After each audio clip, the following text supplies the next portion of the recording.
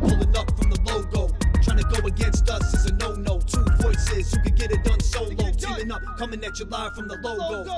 We're international, folks. I am Spencer Linton. He is Jimmer Fredette, and we are built from the logo. Great to have you with us for a Summer Hoops special, because Jimmer's in Poland with his 3x3 basketball teams doing work, and the NBA Finals are happening simultaneously.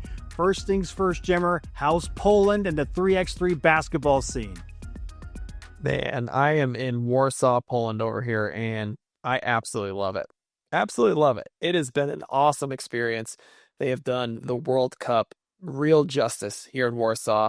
It's an awesome city. It's got an old town. It's got a new town. It's got a mix of new and old, which is really, really fun.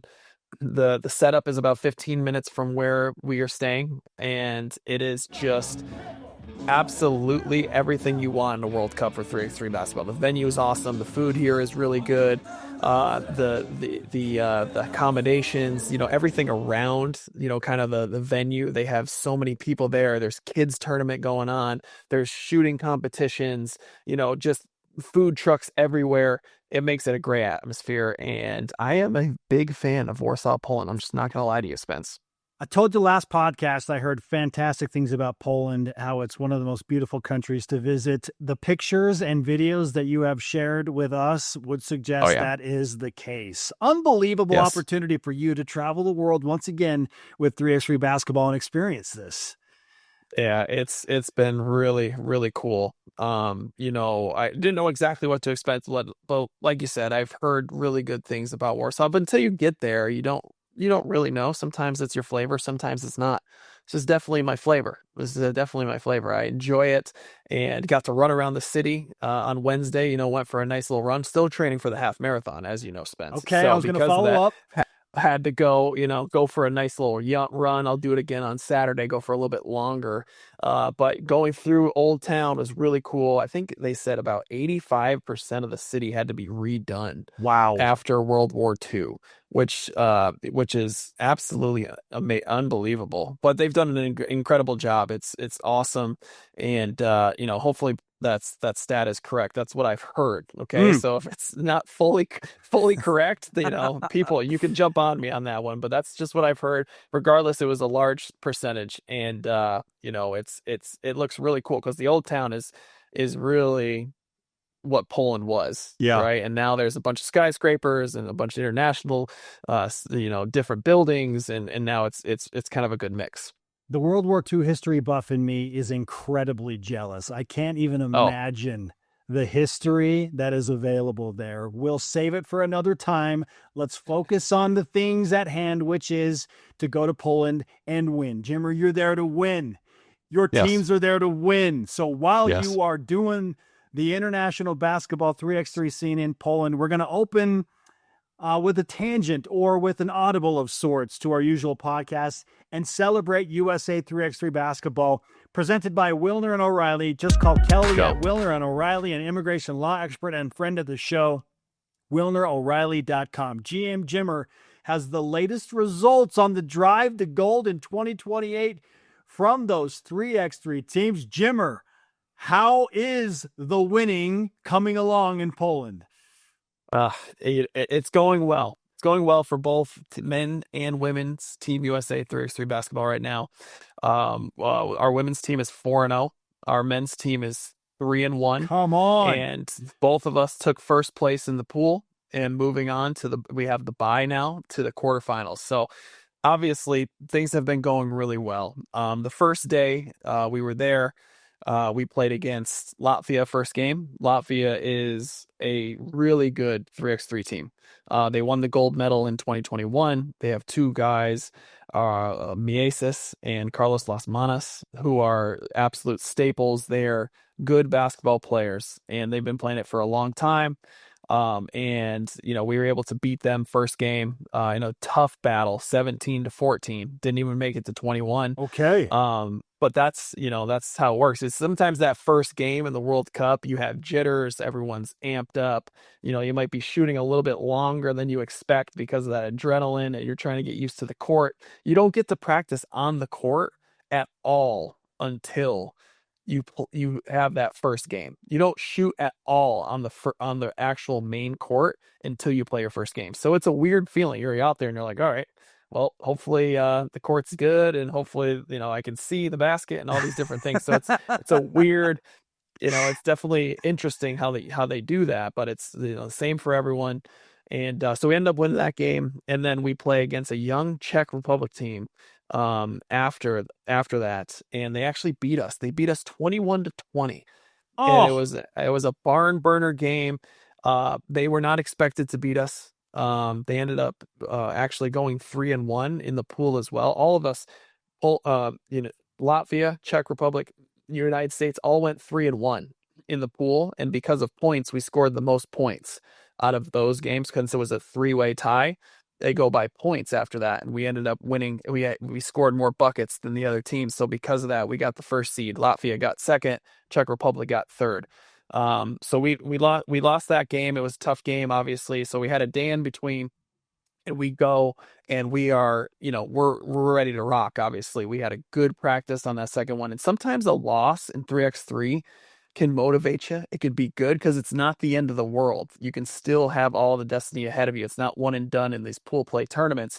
So we worked on some things we felt like we needed to work on, got a little bit motivated, got excited, and came back that next day, which is today here in Poland, and we were able to beat Mongolia in a tough, hard battle. And then after that, we ended up playing against the home team in Poland that night. And if we won that game, we were able to, be the first seed. So we were super excited to play that game. It was absolutely rocking in there. Just so many fans, and they were all yelling Poland and just having a great time. People love 3x3 basketball in Poland, and they were yelling Polska, Polska, Polska the whole game. And it was a lot of fun. And we ended up beating Poland 21-14 to win it. And, yes, got to, enjoy that moment, right? When the crowd is very quiet at the end of the game. And so it was all around so far. Things have been going great. Obviously, we're excited. We have the bye. They have playing games tomorrow, so we don't have to play in those. We're just waiting for the quarterfinals. So we either play France or Madagascar, one of the two.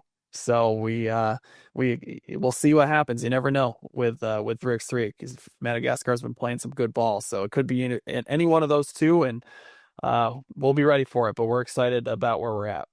Love that we're for the first time having you join us from your international travels and recapping what is currently happening in the 3x3 tournament. You literally have your coach's cap on. You're going, man. I literally just got back from the game. So we are live. It is 12:50 a.m. in Poland right now. So you're welcome, everyone.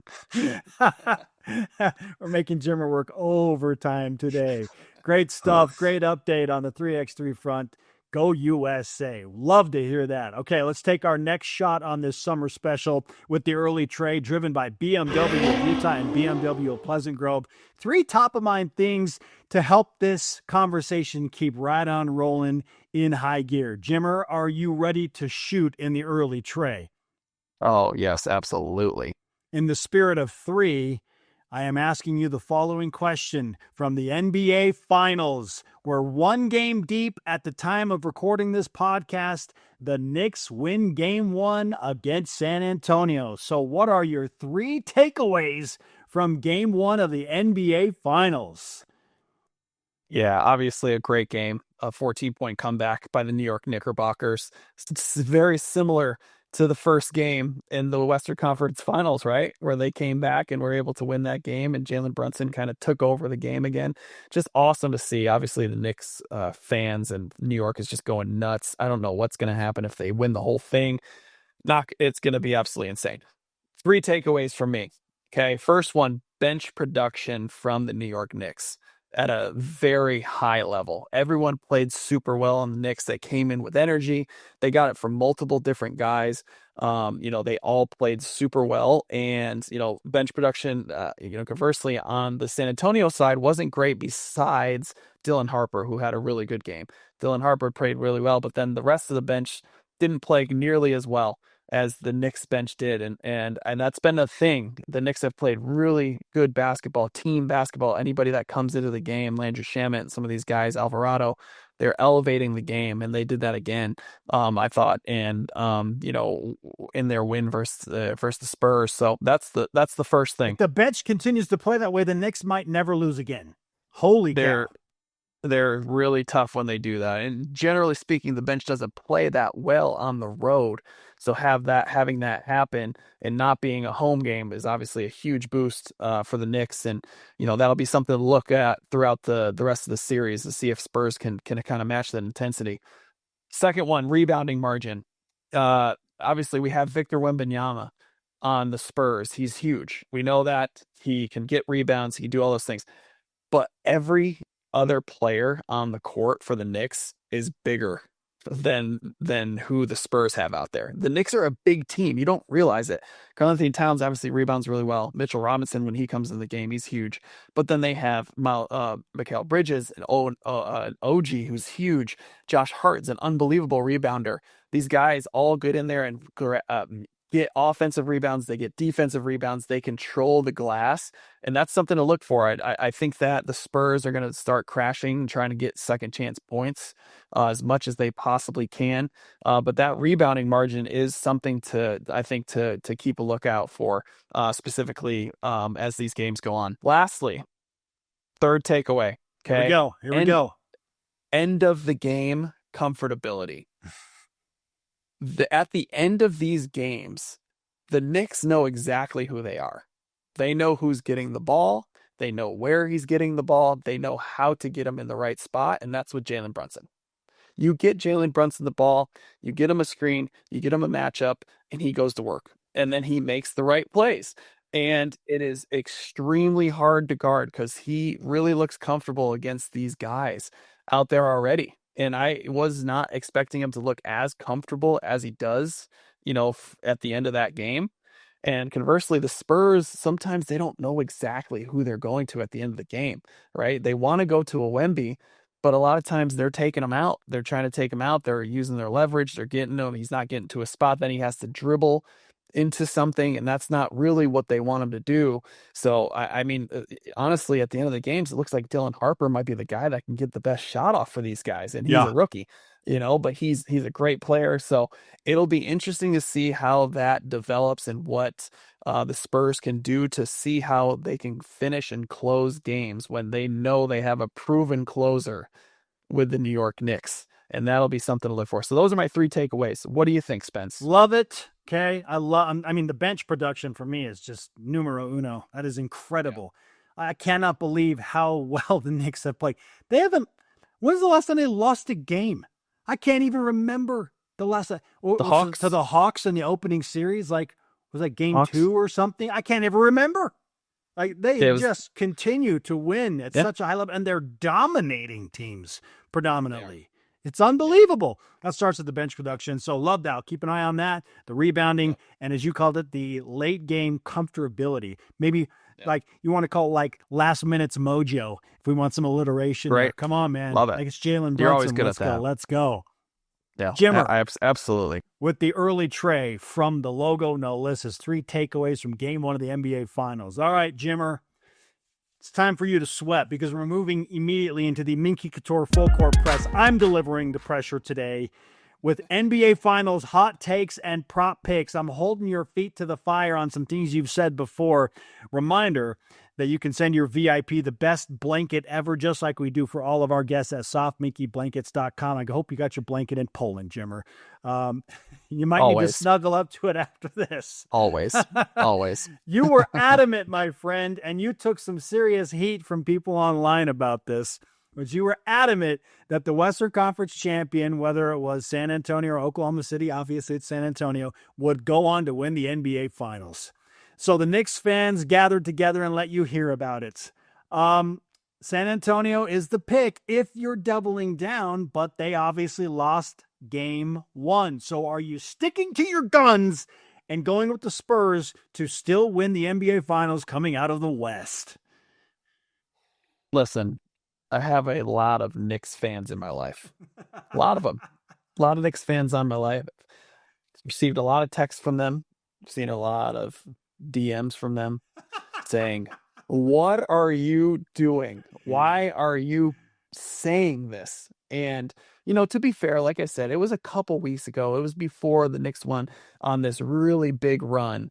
But at the same time, I really thought that the Western Conference team, I thought that they were going to win the championship. And I am not getting off of that. I am doubling down. I think the San Antonio Spurs are still going to win the championship, okay? And I am a New York Knicks guy. I love the Knicks. I understand it. I get it. But I can't just go away from it. I can't just do that. I still think the Spurs have a really good chance to win the series. Now, I do think it is very close. It is a very close series. It was much closer than what I thought it was before, and I take blame for that. I understand it. I mean, we're going to be wrong on this podcast every once in a while, Spencer, but occasionally, but I'm still not wrong yet. We'll see what happens. They won game 1. I get it. I understand it. Let's see what the Spurs can do, to get themselves back into this game. But I can't just shy away from it, right? Like it is what it is. I picked the Western Conference final champ. It's the Spurs. I'm still going with the Spurs, Spence. Can see it now. Jimmer hates the Knickerbockers. He hates them. Doesn't believe it's already over with. It's already over with. I get texts all the time like, "What are you doing?" Yeah, I'm like, I get it. I understand. I love all of the emojis in the comments, like taking notes. I'll revisit this later. I'm trying to be as unbiased as possible, Spence. What do you want me to do? I'm in the media now. All right, Jimmer's sticking with the Spurs, man. Sure am. The Knicks win game 2. Can't wait to read your mentions. It'll be something else. We're almost done, my friend. Told you were going to sweat a little bit. You act like you're not sweating. I know you're sweating a little. Spurs better win. I know. We'll see. Some prop picks to finish, and these are loosely based on what happened in game number 1. We already talked about Jalen Brunson. Breaking news, he's very, very talented, and he gets buckets. Didn't know that. Over under 30 points for Jalen Brunson in game 2, Jimmer. Man, Jalen Brunson's so good. I think he's, he can score 30 on any given night. I am going to go under on this one, though. I'm going to go under on this one because it is a must win for the Spurs. And I think if you can obviously limit his scoring, specifically at the end of the game, they're obviously going to game plan somewhat to be able to make sure that to the end of the game, they're just going to probably double him. I mean, I don't see why you wouldn't at this point. Like, make someone else beat you, So I think that he's going to go under for game 2. Just because of those reasons. I think they're really going to, put up their best effort. Because if they don't, series is almost over if you lose 2 on your home court. So I think they're all out, and I'm going under. Oh, Jimmer wants to avoid freezing cold takes. Let's go.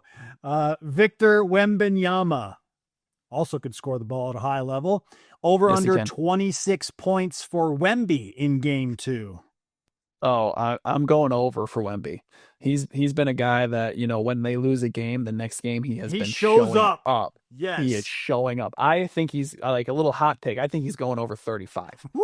I think he's going over 35. I think he's going to have an actual like superstar moment in the finals. The great ones always do.